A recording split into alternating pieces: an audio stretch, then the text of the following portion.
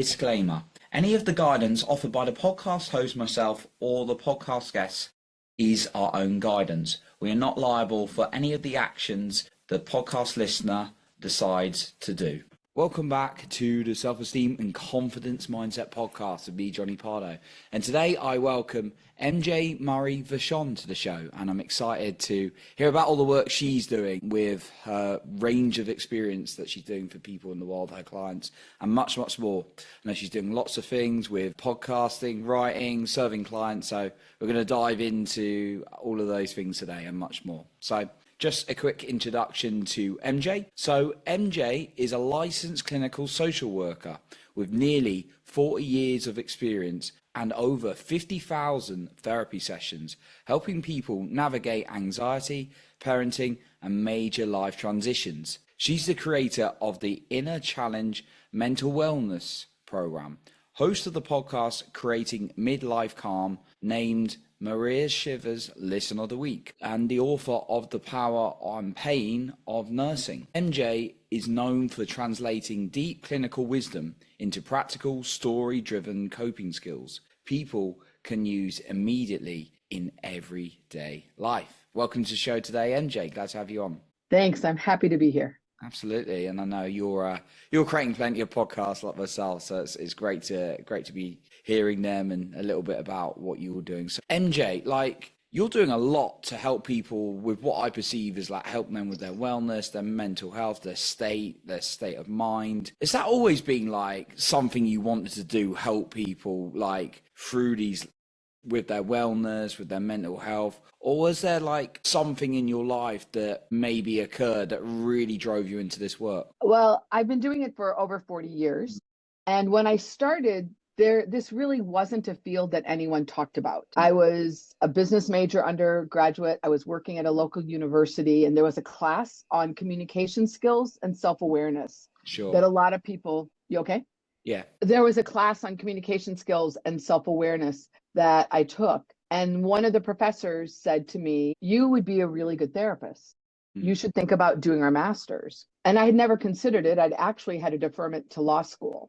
But I looked into it and I thought it was just so interesting that I thought, I'm just going to get this master's. I probably won't go into the field, but I can do it at night. But I just loved it. And so I began my clinical work as a licensed clinical social worker. And I think what is another happy accident happened 7 or 8 years later. I had this insight that for people to get this information back in 1990, because it's all out there now, they had to come to therapy. And I thought, that's ridiculous. We should have this information out there. And another colleague and I created a camp for girls that was really a mental wellness camp in the summer for 2 weeks, just teaching mental wellness skills. And at the end of the camp, a director of Notre Dame's psychology department came and watched the parent program that we were doing. And he came to us, and you'll be interested in this because I think you have a podcast for men. He said, "Why are you just doing this for girls? Don't you want boys to have this information?" And I said, "Well, of course we do. We both have sons, but we don't think boys would come to a camp like this." And he goes, "Well, if I give money at a local junior high where my kids go, my 2 boys, would you bring the program there?" And we did. And we were in this local junior high for 21 years, really teaching and learning from the students, because there was no social emotional learning when we started this. The term emotional intelligence had not even been coined. So we were just making it up as we went along. And really by about year 5 or 6, we really had a program that we had a program that really thought this works. And what those students taught me is that mental wellness is a junior high skill. And in our country, junior high would be ages like 12, 13, 14. And so my profession has always had these 2 hats. One, the clinical, where I'm a therapist, and the other where I'm really teaching mental wellness. And it's had lots of iterations. I've done it to University of Notre Dame's football team, businesses. I'm doing it to a bank next week. And then I also have the podcast where I really integrate both my clinical skills and my mental wellness skills. I like that. So yeah, you're doing a lot out there. You're sharing with people in different ways. I mean, the people you're working with specifically coming to you, like working with you in the office or maybe virtually, as you said, you do that as well. Are they kind of a typical kind of client, or they kind of range like different kinds of circumstances and genders? Yes, in my career, I have probably worked with a pretty full spectrum of clients. I worked in the inner city for 7 years doing in-home therapy with trauma. People had to have a triple diagnosis of addiction, poverty, and usually sexual abuse. And then in my, practice now, I have two clients who are former felons. I have college students. I have wealthy CEOs. So one of the things that I think I'm the most proud about of my career is that I've really had the opportunity to work with people from all walks of life. And that is fascinating and it keeps me on my toes. But it's also taught me that somebody can come in a really expensive suit and inside they can be struggling as much as the person who's homeless. Like, yeah, never tell. You can never tell, right? Life is hard. Life is hard. No matter where you're at, there's struggles. And what I try to do is help people become more grounded in themselves and more confident in themselves so they can navigate the struggles that are, particular to their life. Yeah, and I like what you're doing there to help them sort of ground into their life. And I know life can have a lot of stresses in it. There's quite a lot of, in my experience, interacting, even my own life, and then interacting with people. There's quite a lot of stressed people out there. Yes. It's important. We are living in a very anxious world and it's contagious. So one interesting fact that I often share is from my initial years as a therapist, 1986 to 1991, I only diagnosed 6 people with anxiety. And everyone on my caseload today meets the criteria. And I also have a coaching practice, which is primarily CEOs, and they even suffer from anxiety. So, and I think a piece of that is, especially in the States, it's a very, very anxiety producing time. What do you think some of these things that have led to, and that's, wow, that blows my mind when you say not 1986 to 1991, there was only 6 people you diagnosed with anxiety, and now it's a high number of people, coming to you.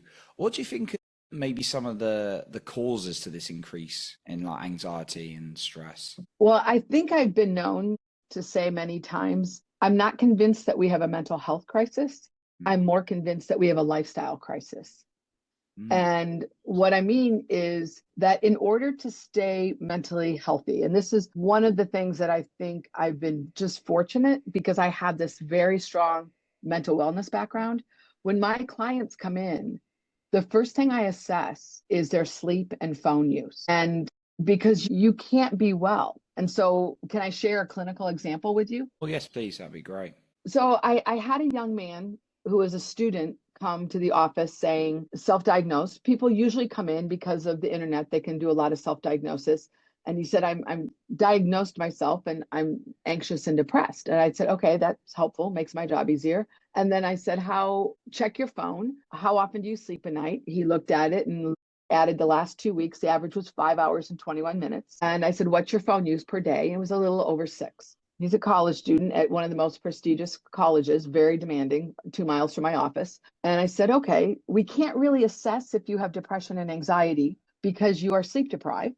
You're basically pulling 2 all-nighters a week. And sleep deprivation is actually a war tactic that they use to try to get people to give information. So you're kind of doing this thing on yourself that can be really damaging. So let's see if we can get your sleep up to 7 hours. He probably really needs 8, but I like to deal with reality. And let's see if we can get your phone use below 2, because both undersleep and overuse of phone, undersleep will make you depressed, overuse of the phone will make you anxious. So he comes back a week later, he's doing better, not still at either level, kind of strategized how he could do it differently, very high functioning person. So not everybody could turn this around in 2 weeks, comes back a week later. I'm walking back from the bathroom. I walk by a guy, don't recognize him, go to my waiting room, and it's that guy.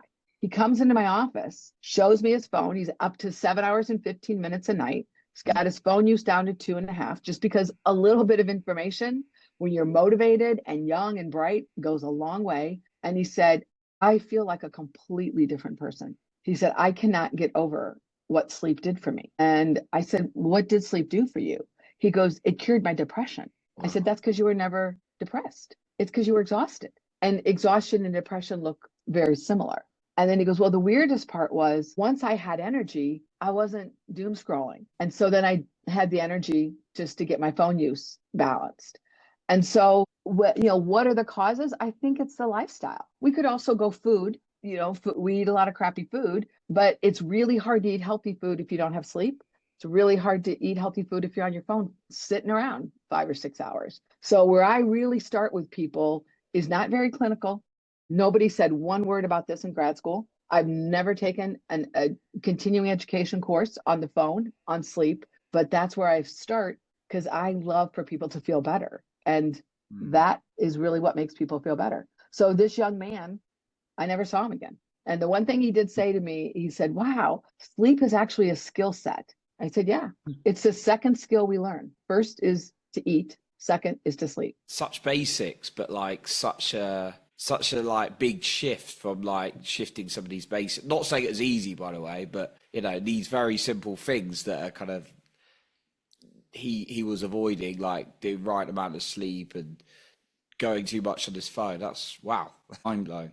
Like, I mean, I did a running record from 215 till the pandemic, and I had 30% of my clients fit that category. Within 4 to 6 weeks, they were gone because they didn't have mental health issues. They had lifestyle issues. Now, I do have clients who have lifestyle issues and mental health issues. Still have to start with lifestyle because overuse of the phone makes people anxious. So if you do have legitimate anxiety, we have to sort out how much of it is caused by the phone and how much of it is caused by other things. So we start with the phone. So empowering. For me, it sounds very empowering when you say it's a lifestyle challenge as well, because that for me would put it back in my hands as well to do something about it. Well, it is all lifestyle. I mean, like we have the power and we like to make it complicated, but it's very simple. When people have good self-care, and again, I don't think y'all have to eat kale. I'm super practical. I am super practical. One time somebody said, why does everyone get better who comes to see you? And that most people get somewhat better who comes to see me. And I said, because I'm not sitting around talking about getting better. I'm saying, I had one man, very severe anxiety, the most severe anxiety case I've ever worked with. And he had his nights and days all mixed up. He had a very good job. He was going to quit it. His wife left him because he was not functioning, on and on. And it took him over a year to be able to move from going to bed at 3 o'clock, being on his phone, to going to bed at 10 o'clock.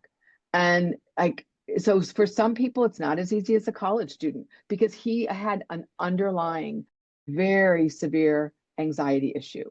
So for him, it was a step forward, 2 steps back, a step forward. He did not feed himself. He didn't overeat. He underate, and he never really was somebody who was too hungry. And so he really had to kind of go back to square one and work on what would be traditional therapy issues. He had a very critical father. He had a very strong inner critic. So he had to also work on having a conversation with himself that wasn't so critical. He had to learn how to say his truth to people because he tended to be a people pleaser. But at the same time, he had to work on lifestyle issues. That's I can see the shift from going to bed at 3 a.m. to like then changing it to 10 p.m. as well. You've shared some like things there, like kind of a couple of things I just wanted to touch on was about like what you're eating. Like we can eat the wrong things, but again, you're not saying we all need to be eating kale and lettuce and all that all the time. And then the phone uses can be a thing that gives us anxiety. You've shared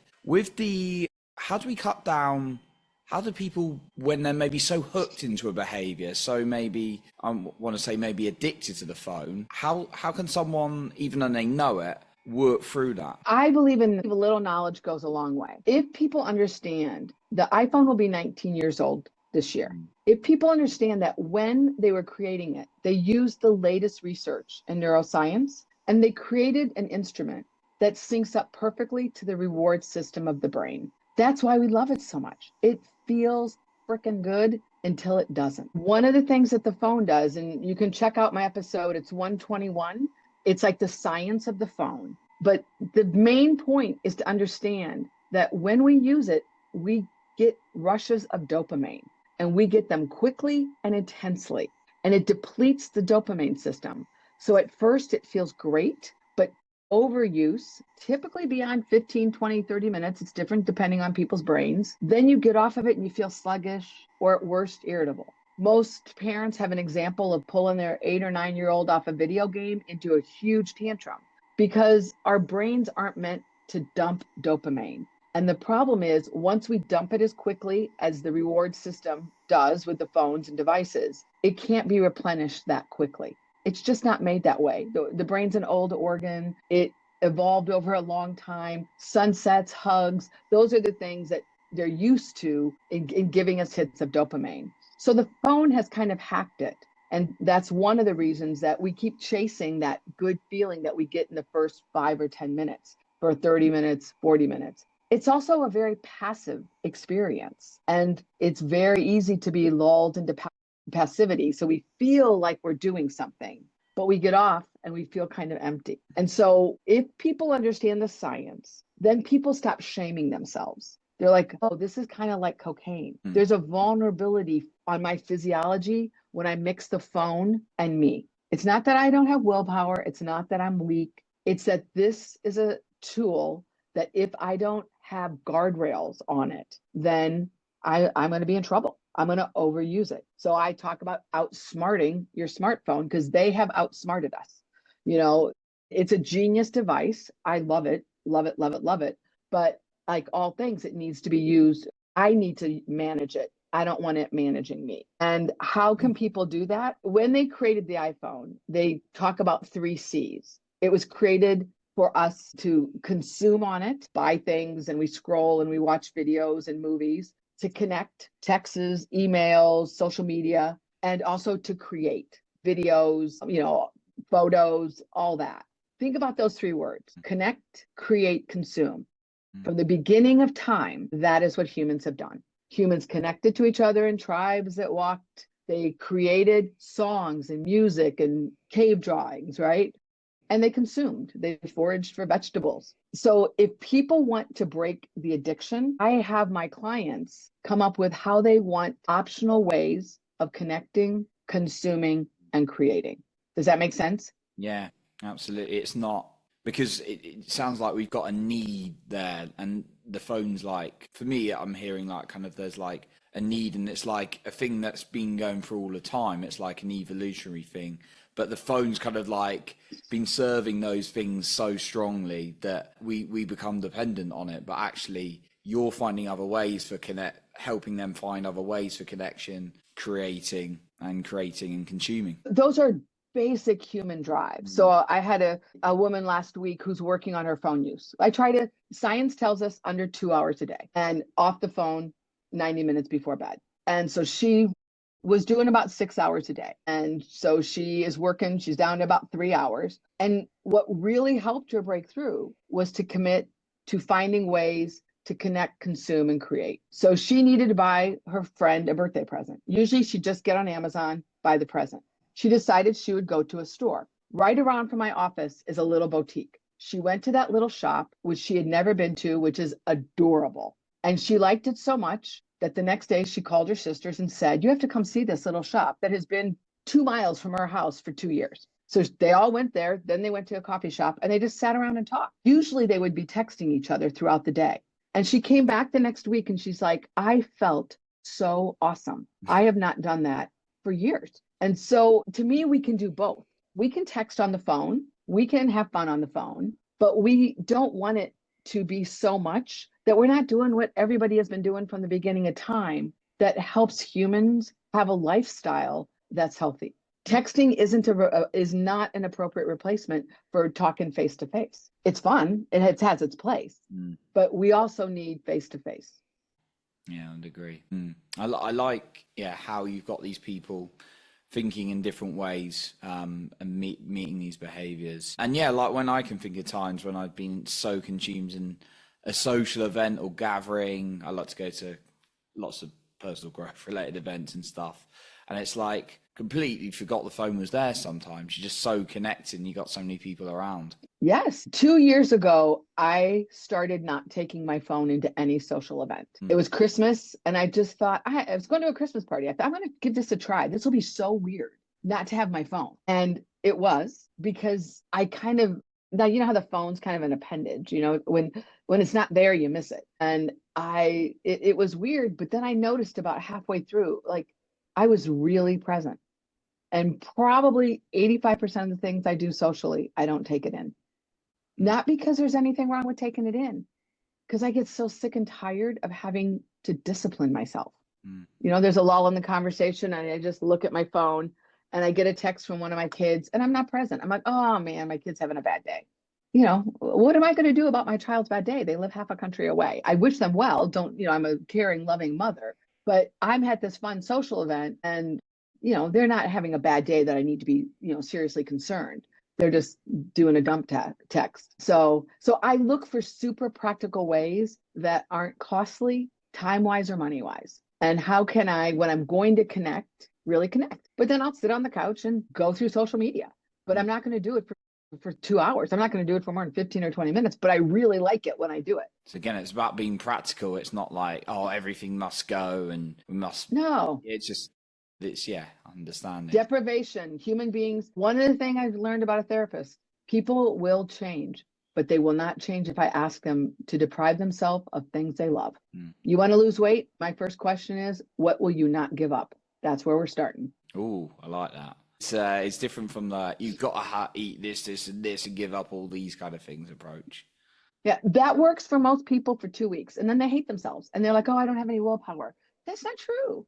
Like we want life to be fun. We want life to be enjoyable. We don't want life to be, oh my God, I had a cookie. Shame. It's like, oh, I had a cookie. It was delicious. But I don't have to have 5 of them. Sounds like what you're kind of like, from my perception, how you're kind of guiding people. It's like giving them systems to win rather than relying on willpower. Because you use the word willpower then. I know a lot of people use that we just finished January, right? That's the the classic gym, eat well, and then it kind of goes away. But it sounds like you're helping people adapt sort of systems around their life. Yes, I think that's accurate. I think it has to be want power. What do you want to do? What do you want to do? Like I worked with a lot of people who would like to lose weight, but they don't want to lose weight because it's not the right time in their life. They have too many other things going on. It would take too much mental space. And I just say, you know what? There's probably to be a time when you want to do it. And when you want to do it, that's when you should do it. And sometimes people don't get to that point until they've sat eye to eye with a doctor that says, oh my gosh, your cholesterol, you're going to have a stroke. Then they want to do it. And so I think often because of social media, people look at other people and what they say is, I want to be like that person. And I can't make anybody like that person, but I can make them more of themselves. So the man that I talked about that had such severe anxiety, such terrible anxiety, what a lot of his inner critic was, he was this quiet, gentle soul, and he felt bad about it. He wished he was more outgoing. He wished he was more buff. He wished he was everything but the wonderful person that he is. And so we can't change who we are, but we can grow into accepting who we are and becoming more of it. Yeah, and I think that's what he's done. I think he's done a really good job doing that. Becoming more of ourselves. Yeah, I know social media can have so much on it, and it's like that person's doing that, and that's therefore what I want to do because it looks all flashy. But yeah, allowing people to connect to themselves and what they want sounds like is a key thing as part of your work, which is awesome. Yeah, I want to kind of talk about like overwhelm, because I was listening to your episode on like overwhelm, and I know a lot of people, particularly some of the things we touched on, like the information, all these things going on, excessive amount of phone usage. There's a lot of tools out there for like wellness and mental health and really connecting with ourselves. For the person who's maybe a little bit of overwhelmed with like, oh my God, there's so much out there. What is the right thing to do? What's going to be best for me? What kind of guidance could you offer them? Well, this is probably going to go against what you and I do for a living, but I would tell them to just turn everyone else off for a couple weeks. That one of the things that's very hard, and I love podcasts. I learn tons on podcasts, but I'm very grounded in who I am. And what happens, I think often, is people get grounded on wanting to be out here and not grounded in themselves, where they listen to themselves. So I encourage people, just take 2 weeks off. just walk through the world without your earbuds in. Some people can do that. Some people can't. They have to have music or whatever. But just take a step back from the advice, because there's a lot of listening happening, but not so much action happening. And just because you're listening to advice, that doesn't help you implement it. The only advice, the only change happens is when we lean into change. And so because we're saturated with information, I usually encourage people, just take a week away, just take 2 weeks away and see what happens. And it's kind of mind-blowing, the people who do it. It's kind of mind-blowing, because what ends up happening is they come back and they're like, okay, I think I know where I need to start. When I really think about where I want to start with myself, I want to start with my sleep, or I want to start with my career, or I'm in this relationship that's not very good. And having unplugged for a little bit, I realize I need to really think this through. I need a process to understand if this is a healthy relationship for me. But doing so much at once is really difficult. And so some people, in all honesty, they take 2 or 3 days away from listening to advice and listening to programs and being plugged in all the time, and it becomes clear. But somehow we have to help ourselves always stay connected to our inner voice, and help the people we work with connect to their inner voice. Is that something you do regularly, daily, sort of like weekly, find that quiet times yourself? I do. Being a therapist is a lonely job. It's an interesting profession. I'm with people all day focusing on them, right? And it takes a certain amount of energy and clarity and focus. So the two things that I do pretty religiously is I meditate. I'm a really shitty meditator, but I do it anyways. I have a coaching client. He's an incredible meditator. He was telling me about one of his meditations today, and I was like, wow, he is amazing. I've meditated for a long time. I've never had anything like this guy. But I still sit in the chair with my mind that is naturally busy, and it's much slower because of meditation. And I sit there and I meditate. And, 10, 15, 20 minutes. And I do that because what it does is it gets all the extra stuff out of my head. And the other thing I do is I swim or I walk. And so I'm pretty disciplined in those areas, because I have to be, in order to come into the office and listen to 6 or 7 people a day and really have my whole focus on them. Yeah, and the walk is that kind of like walking in silence rather than listening to stuff? Well, sometimes I listen, sometimes I walk. I have a good sense of when my mind is full. And so one of the things, I like my mind to be full. I love to take in information. I really love information. I just love to learn. And then I know that sounds so cheesy, but I actually really do. But I also know that I get this kind of buzzy feeling when I've done too much. And so when I've done too much, I walk in silence, or sometimes I call a friend, I phone a friend, and sometimes I take in a podcast. Got you. So kind of really feeling it for you, what you need in that moment. Yeah. Yeah. I mean, that's really my deepest hope for people is, again, I have to say, I grew up in a different era because we didn't have all of this. So one of the great parts about being a therapist for me is the first 20 years, we didn't have the iPhone. So I have 20 years of being a therapist without it and 20 years with it. So I see how it's changed us. And I also grew up in a childhood where I rode my bike everywhere. Riding a bike is a very bilateral experience that kind of helps the body and the brain get in sync and settle. And it gave me as a kid a lot of time to think. And what I want people to have is that kind of connection to think for themselves, to just build into one's life in an enjoyable way. If you hate to meditate, then don't meditate. But if you like to walk, walk. But as you walk, notice what you're thinking. So I taught the freshman football players at the University of Notre Dame, and it's, a top tier school, Division I. And one of the things that they had to do was walk from the building I taught them in to their next class without their earbuds in. And one of the players, huge, 6'4", he would scare you if you saw him on a street corner. He's like, I don't think I can do that. I don't go anywhere without something in my head. I'm like, oh, well, I'll walk with you. And I had to walk with him for 2 weeks because he had not ever been alone with himself. Wow. And that's really not unusual. It may not, I'm in the States. But a lot of teenagers, a lot of college students that I work with, they haven't been alone with themselves. And boy, we're pretty fascinating. I'm like, ooh, this is a person you don't want to miss. It's called you. Mm. That's correct. Yeah. Scary, like how much we could potentially be drowning out our own thoughts through the noise. And Yeah. sometimes, yeah. And it's not just drowning out our own thoughts, it's drowning out our own power. Like once people really kind of connect, when I worked in the junior high, November was inner voice month, and I would have a process. So the students would get very connected to what their inner voice was. And in sixth grade, at 12 years old, most kids can access it pretty easily. And one of the things that happened every month, they'd have to like track it as they went through their day. They'd have to write a couple essays about it every week. But one of the things that happened by the end of the month is everybody turned in their homework. There were very few missed assignments because they knew that they should do their homework.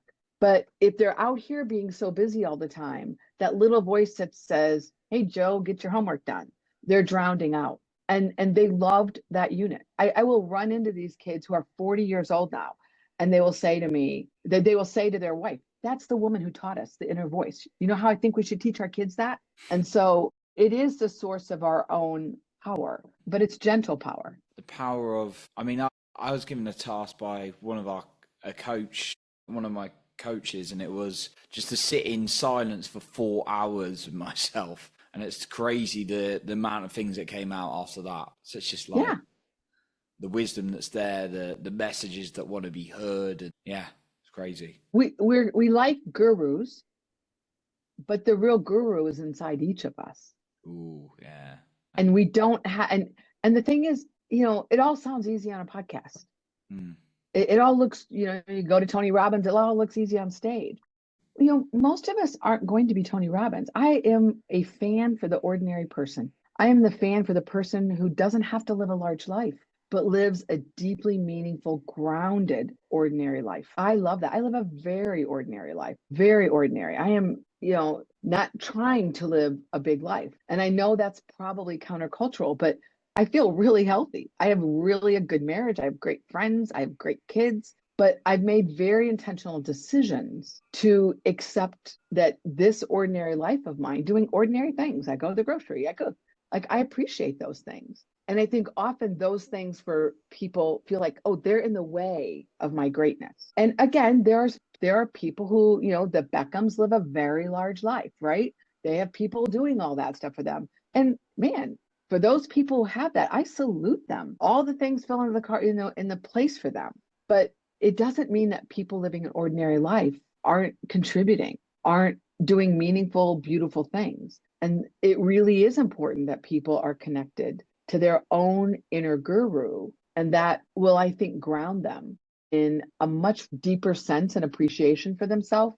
And that solves a lot of problems. You mentioned about like appreciation of like what you've got and like where the things in your life. Have you found like appreciation is that something you give to your clients often about appreciating their life? Always, because most people come in and they think they're not enough. And again, I put it in the cultural context. If you understand that the purpose of capitalism, the purpose of the wellness industry is to tell you that you are not enough. If you understand that, then you can navigate it. But if you believe it, they're just, we're selling products, right? Like people are enough. And I think the wellness industry actually could sell lots of products by saying to people, you are actually enough. Like you just have to tap into what is enough for you. And that might not fit your like vision. When I was in high school, I deeply wanted to be a veterinarian because I liked animals and I was a good student. It seemed like it was within my reach. I worked for a veterinarian and I fainted at the first surgery. No problem. A few smelling salts. Second surgery, I fainted again. The vet said, "You're fired." I'm like, "What do you mean I'm fired?" She's like, "There's only two kinds of people in the world, those who can do surgery and those who can't. And you can't do it." And I went home to my dad and I cried because that was my dream. My dream was to be a vet. And he's like, I said, "How could she do that? I think I could figure it out." And he looked at me, he goes, "You've always fainted at blood." And he goes, "She probably saved you so many years. Be who you are. Don't be who you would like yourself to be." And everybody has those stories if they think they want to be this. And then I end up being something I never even imagined, only through a fluky 2 conversations, both with professors who said, "Oh, maybe you could do this." I didn't see myself as doing that. They saw that in me. And most people have that experience where someone else says, "Have you thought about And then you're like, oh, that feels true. That resonates with me deeply. So a lot of my work with clients is to ask them. I have a man, super interesting man, always wanted to write a novel. And he's a writer. It's what he does for a living. I'm Amazing. like, write the novel. And he's like, oh, I can't write the novel. I'm not good enough. I don't have time. You work through all those normal blocks. And by God, him and his wife created the time for him to do this. And it is kind of beautiful. All these things are falling into place. But he had to kind of stop thinking he wasn't enough to write a novel. And we're just told all the time that we're not enough. But the other message of be big and huge, well, most people don't really feel big and huge inside. What if we're just enough? Yeah. Yeah, we are. There's a lot of messages there that we can out there that I can certainly see could make someone think, and I've definitely felt it before, that I need to do something else, I'm not enough. And when actually you can drag your own greatness out, there is that greatness in you. It's just about being you, not what you'd like to be. That was what you quoted. Yeah. And that, one thing I encourage people to do at the end of the day, look at all that you did. Most of my clients get overwhelmed because they're in a constant state of stress, going back to overwhelm. Yeah. And part of that is because they look at the end of their day, I didn't get this done, I didn't get this done, I didn't get this done. But you can also have the spiritual practice of looking at the end of your day of what did you do? And most people get kind of blown away. Yeah. I'm like, just jot it down. Jot down everything you did. I had one client, this was hysterical. She wrote down everything she did. I mean, it was a little obsessive, but it was instructive. Her husband was sick, gave him lunch. He called 4 times for water, whatever. I mean, her list was like 4 pages back and front. Oh, amazing. And she was like, and she said to her husband, look at all that I've done today. And she was someone who had the perpetual list of I'm not doing enough. And for one day, she inconvenienced herself and got a little kooky and wrote it all down. And it really was a breakthrough for her. Wow. Yeah. Refocusing the mind on what you've done and writing it down. It's amazing. Yeah. And I've helped a number of people lose like 200 or 300 pounds. And I work in tandem with Weight Watchers or a nutritionist because that's not my area. But one woman who was 21 years old, she lost about 270 pounds. People would say to her, how did you do it? And she said, I just started eating a banana for breakfast. She never ate breakfast. And that was the first thing she did. If you've never eaten breakfast, which is a problem for lots of people, they don't eat breakfast, they don't eat lunch, and then they eat huge amounts the rest of the day. Breakfast feels gross. And so I'll start small. I'm like, don't move from that banana until you know you can do that every day. Make it a habit and just start small. And that's how most change happens. Most change doesn't, there are those people who really have this incredible capacity to turn everything 360. They're really rare in my experience. But most of us make change a little habit at a time. I encourage my clients in January and July just to do a small change. Maybe it's like, okay, I'm going to hydrate. I've done this since I was 25. So I've done it for almost 40 years. I've just, hydrated, or in January, I picked something small. In July, I picked something small. So now I have water built into my life. I don't have to pick it. But in those 20 years, I probably picked water 10 times because I'd get off the water train. So it just, small habits go a long way if you just make sure that they stay with you. It reminds me of the book Atomic Habits, James Clear. Yes. Talking about, I think he had a client who hated the gym, just didn't like exercise. And he's like, I want to exercise more. And his objective was just turn up to the gym 5 minutes. And then it became like this big habit. This individual started going to the gym a lot. And that reminded me of that when you talked about the girl losing a lot of weight, or 207 pounds from just having a banana for breakfast. Yeah. And that banana was this big symbol at the beginning of her day that she was doing this differently. And that's, part of it is we have to be intentional, but not obsessive. And we have to be patient. We're not really a patient species anymore. We used to be rather patient, but not anymore. So patience is a skill at this point that we can all lean into a little bit more. Patience and little habits, little wins. Love that. So MJ, I know you're doing a lot, or you've got a lot going on. You've obviously got your writing, you've got your podcast, you've got your practice as well. I'd love to just hear where the listener can reach out to get access to more of your work, your services, and all of the resources you got out there, where's the best place? And is there anything you'd like to share as a final point today? Maybe something we talked about or something else you'd like to finish with? Well, I first want to say thank you. I really appreciate being on a podcast of your stature. It's really to your credit. You have a top 1% podcast, and that's really impressive. I also want to thank you for the work that you're doing with men, because I do think that the professor who supported my program was way ahead of his time, and that we really want everyone to be healthy. And so I think it's really important, the work that you're doing. If people want to reach out to me, they can reach out to me at my website, mjmurrayvachon.com. I can send that to you if you need it for the link. And there's a contact information. And you can listen to my podcast, Creating Midlife Calm. It is short 10-minute episodes because people are busy and I want them to listen to it on the way to work or home.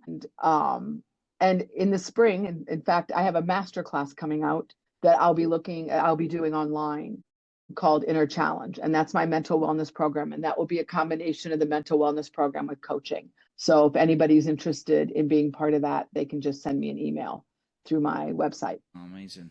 Love that, MJ. So to get hold of MJ's resources and get in contact, her link is going to be in the show notes below for the website, and also her podcast as well. The short, snappy sort of, really, when I listen, lots of practical guidance, to help you move through things, lots of different episodes. So that'll be linked in the show notes below as well.